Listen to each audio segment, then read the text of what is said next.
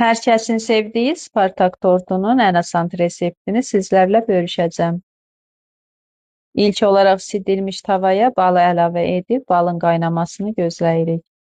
Bal qaynadıktan sonra üzərinə sodanı əlavə edib qarışımı karamelləşdiririk. Və daha sonra üzərinə kərə yağını əlavə edib yağın əriməsini gözləyirik. Yağ əridikdən sonra üzərinə bir xörək qaşığı sirkə əlavə edib qarışımı bir kənarda soyumaq üçün gözlədirik. Başqa bir qab götürüb içərisinə 6 ədəd yumurta və şəkər tozunu əlavə edib çırpıcı vasitəsilə qarışdırırıq. Kənarda soyuyan qarışımı yumurtalı qarışımın üzərinə əlavə edib qarışdırmağa davam edirik. Və üzərinə kakao unu əlavə edib xəmirimizi hazırlayırıq. Hazır xəmiri iki list arasında bölüşdürüb 180 dərəcəli sidilmiş sobada 10-15 dəqiqə bişiririk.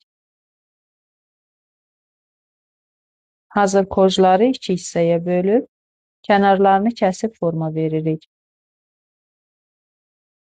Mən krem olaraq qaymaqdan istifadə etdim. Siz sevdiyiniz hər hansı bir kremdən istifadə edə bilərsiniz.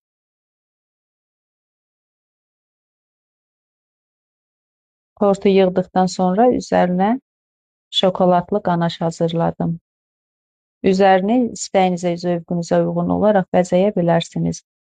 Çox dadlı, çox ləzzətli olur. Buyurun siz də hazırlayın. Hazırlayıb yeyən hər kəsə nuş olsun.